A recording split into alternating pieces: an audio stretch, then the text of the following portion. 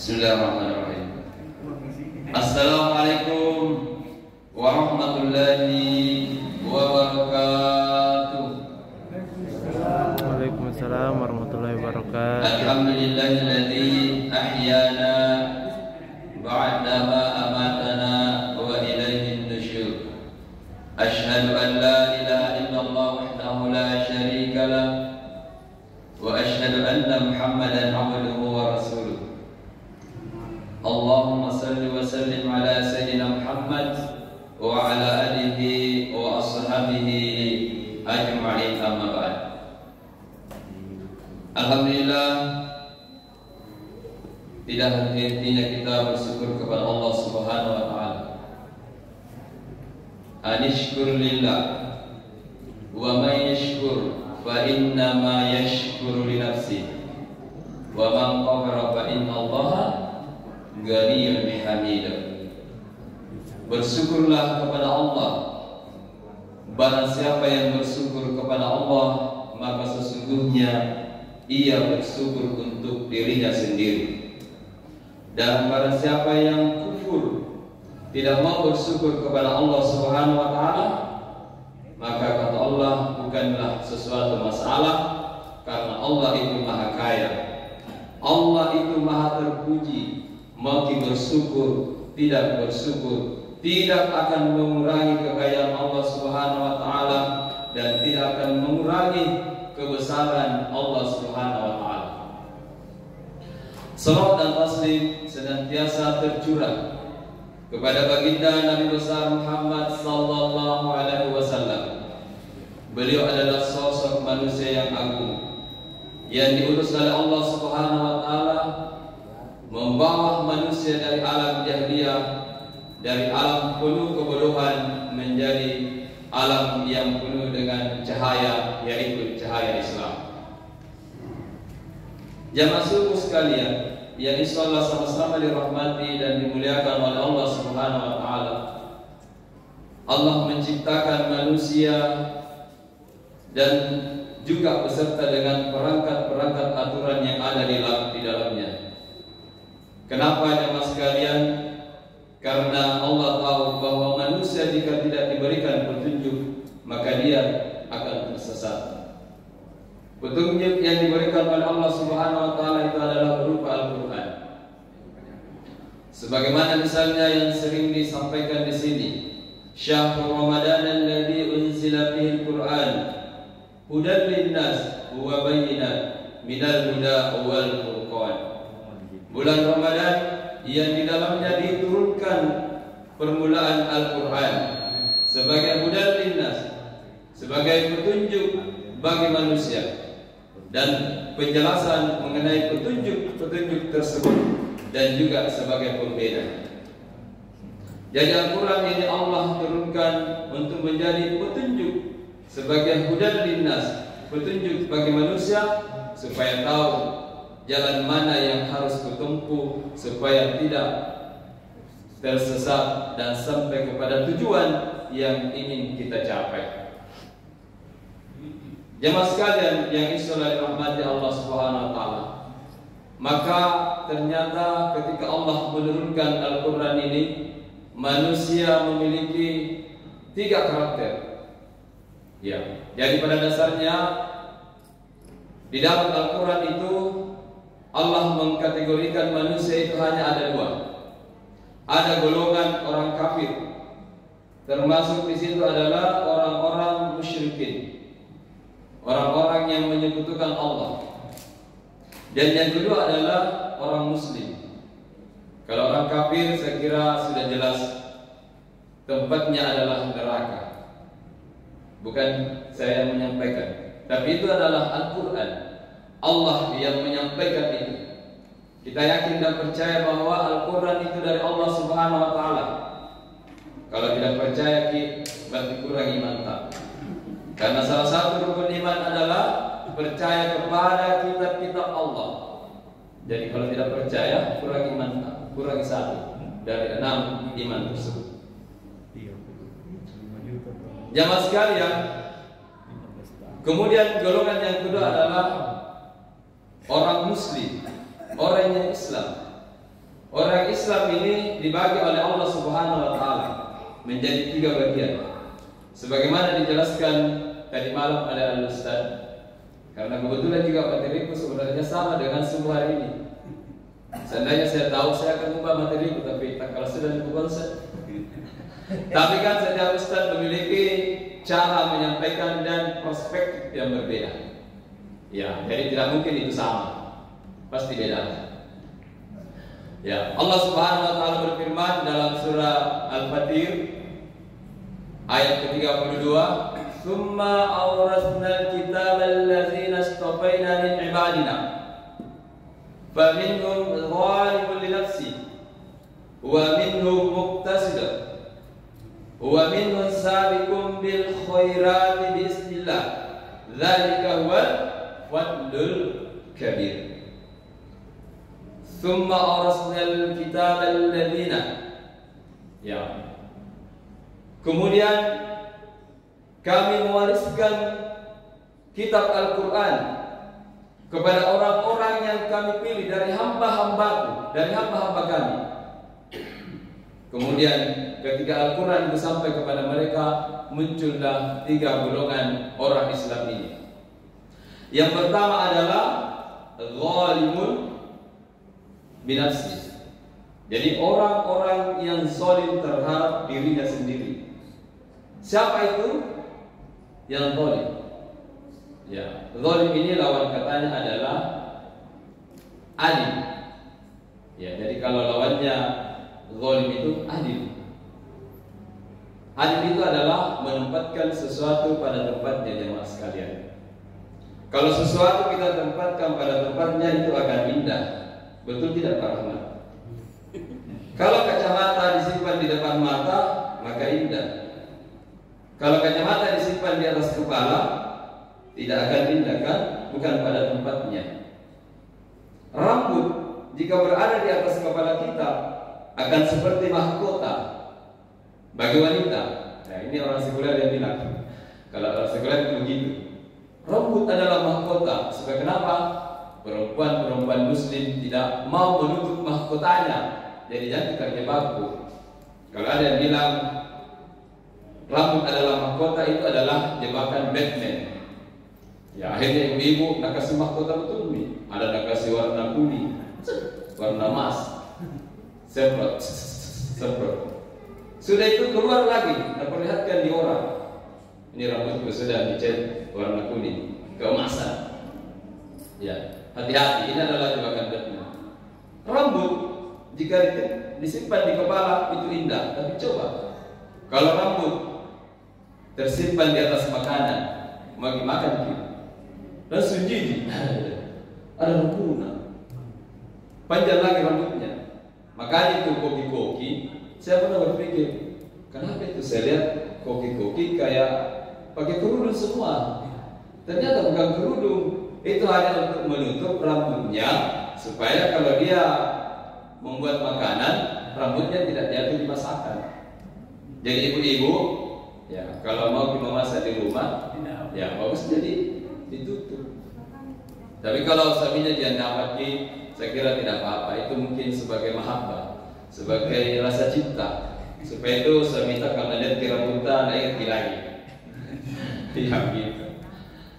Sama gigi kalau disimpan di gusi kita ini akan indah, tapi kalau jatuh di makanan tidak bisa kita makan. Sama juga ini bangunan. Bangunan ini proporsional, tersusun dengan baik. Ya, ada tulang-tulang besi di dalam, ada semen-semennya. Coba kalau besinya ini keluar semua menampakkan wajahnya, bagus kan dilihat itu.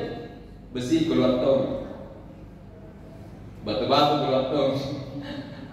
Ya, jadi kalau dia tersimpan di tempatnya itu akan indah, jemaah sekalian. Olehnya itu, inilah yang disebut sebagai yang adil, menempatkan sesuatu pada tempatnya.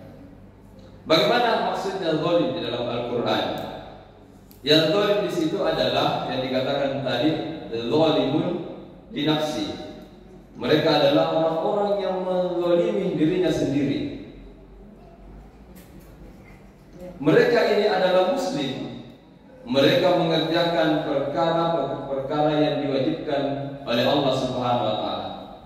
Mereka melaksanakan apa yang diperintahkan di dalam Al-Qur'an, yang wajib dia kerjakan. Yang sunnah juga dia kerjakan, tapi sedikit-sedikit. Tidak banyak, tidak semua yang sunnah dikerjakan. Perintah wajib seperti sholat, dia sholat 5 kali sehari semalam. Mungkin juga sekali-sekali tahajud. Mungkin juga datang sekali-sekali itikaf atau sholat lain kalau malam-malam ganjil. Karena mana tunggu datangnya Lailatul Qadar. Ya, tapi hati-hati gitu, jangan sampai ini sekarang ini tidak jelas yang mana ganjil mana genap. Makanya supaya aman datang terus maka saja sholat lain di Masjid Al-Muhdisin. Itikaf lagi selama 10 malam. Insyaallah panitia menyiapkan siapa saja yang datang di sini sholat akan diberikan bingkisan makan sahur. Bisa makan di sini, bisa juga makan di rumah insyaallah. Kepada Bapak Ibu yang sudah menyumbang, ya sudah berinfak, bersedekah untuk kegiatan itikaf, kami dari panitia pribadi saya sendiri mengucapkan terima kasih banyak. Insyaallah barang siapa yang memberi makan orang yang sahur, maka insyaallah dia akan mendapatkan pahala yang sama dari orang yang bersahur tersebut ketika dia melakukan ibadah puasa. Insyaallah, amin ya rabbal alamin. Yang penting ikhlas kita.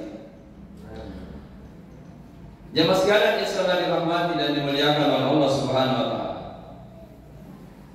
Ini orang yang sholat, dia rajin sholat.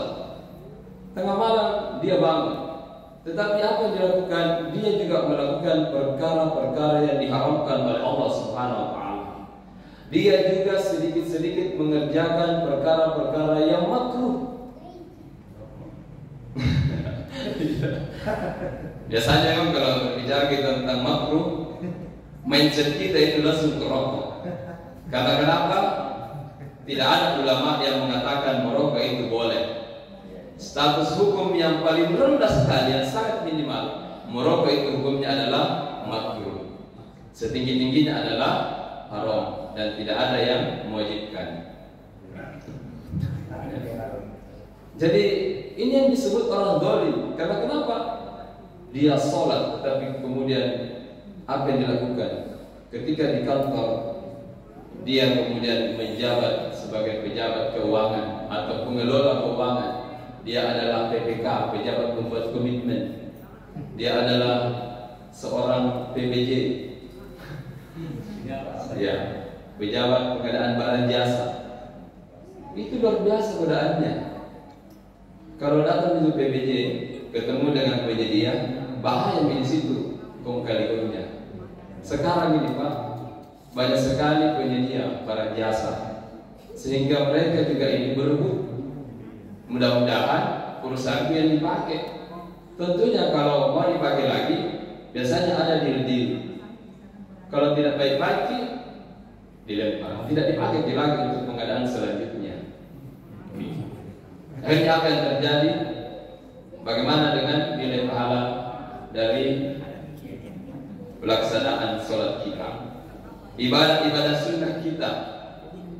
Ini adalah disebut dengan zalim. Dia sholat tapi selalu juga pergi ke diskotik. Dia sholat tapi masih main judi online. Kalau sudah sholat langsung tidak buka HP-nya, langsung judi lagi, judi online. Sekarang Pak, ini HP bisa kita bermaksiat di sini, bisa tengki berbuat kebaikan.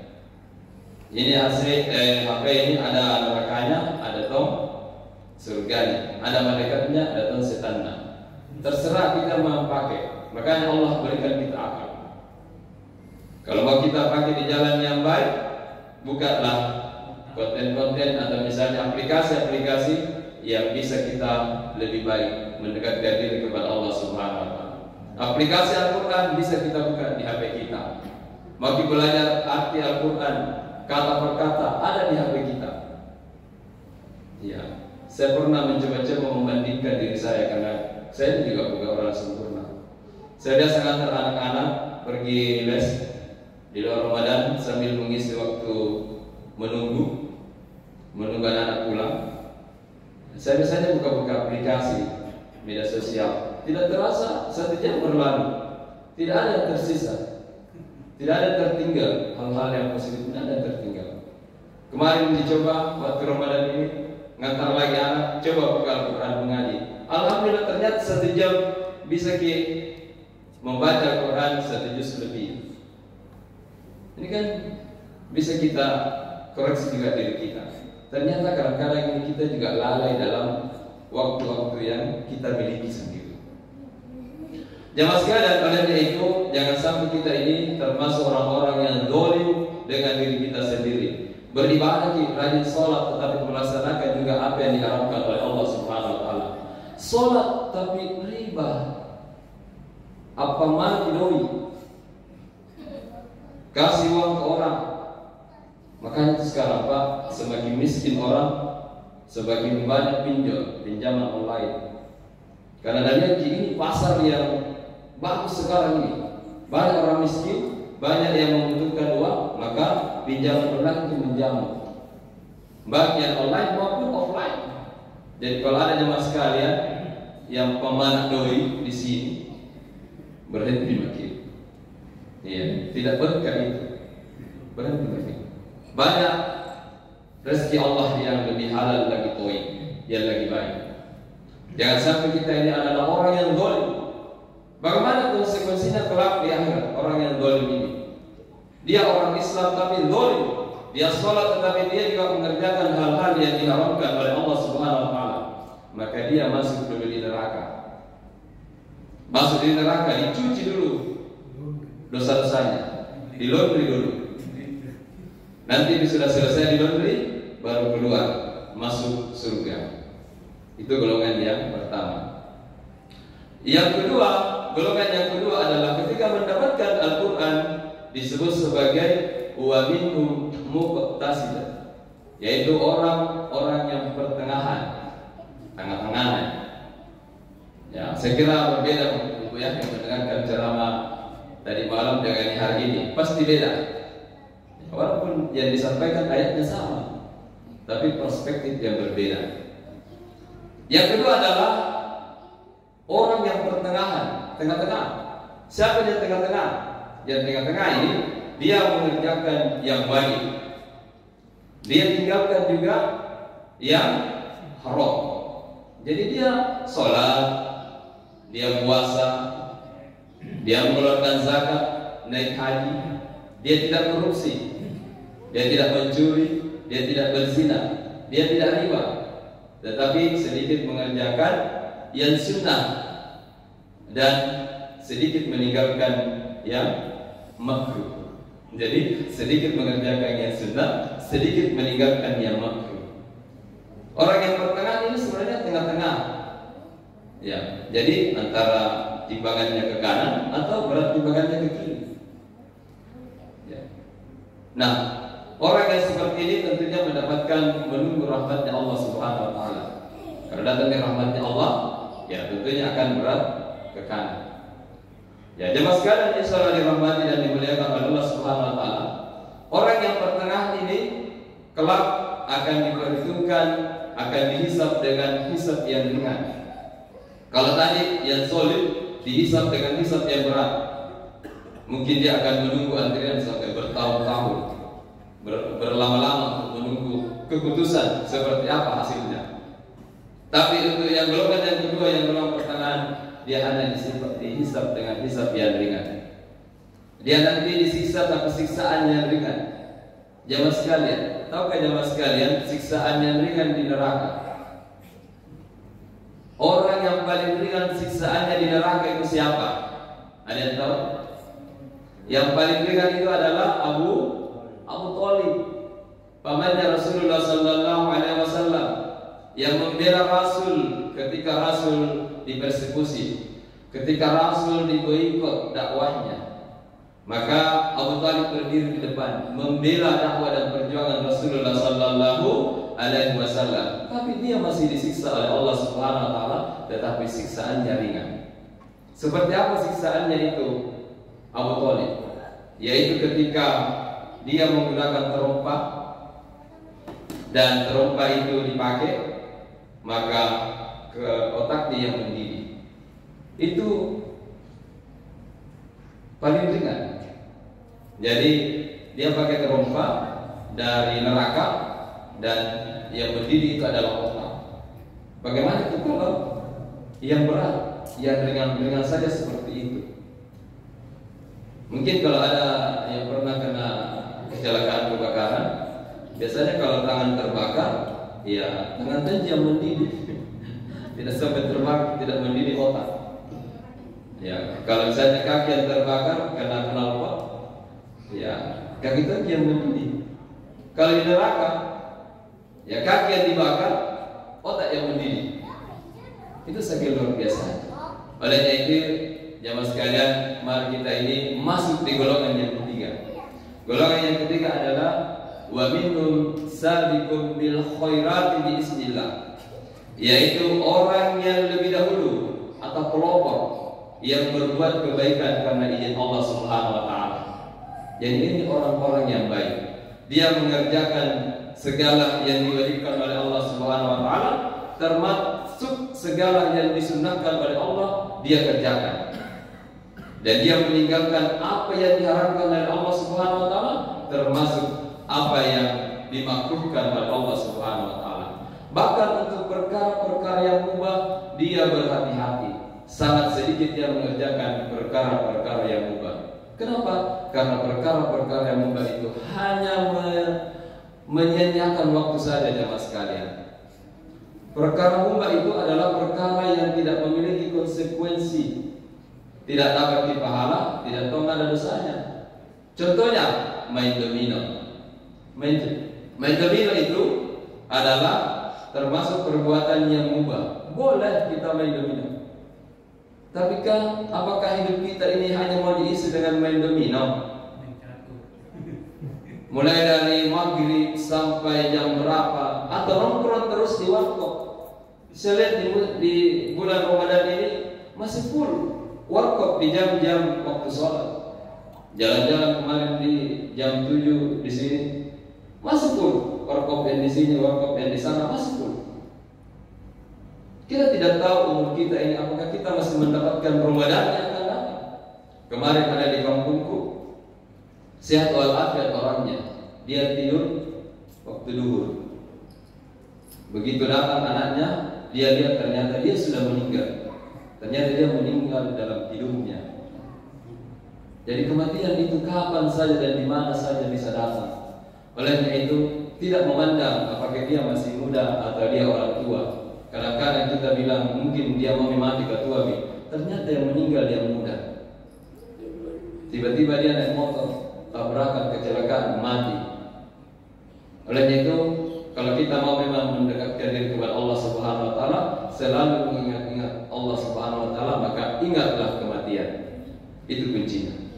Demikianlah jemaah sekalian, ada 3 golongan tadi, kita kembalikan kepada diri kita. Kita ini golongan yang siapa? Apa kita ini golongan yang zalim? Kalau masih zalim, naikkan sedikit level tak? Level-level pertengahan. Sedikit-sedikit naik level. Yang sudah di pertengahan, naikkan levelnya ke level orang-orang baik. Walaupun ini berat, tapi memang sesuatu yang baik itu pasti berat dan pasti mendapatkan ganjaran pula yang luar biasa dari Allah Subhanahu wa taala, yaitu surganya Allah Subhanahu wa taala. Demikianlah apa yang disampaikan, mudah-mudahan bermanfaat. Kalau benar dari Allah Subhanahu wa taala, kalau salah dari pribadi saya sendiri. Wassalamualaikum warahmatullahi wabarakatuh. Waalaikumsalam.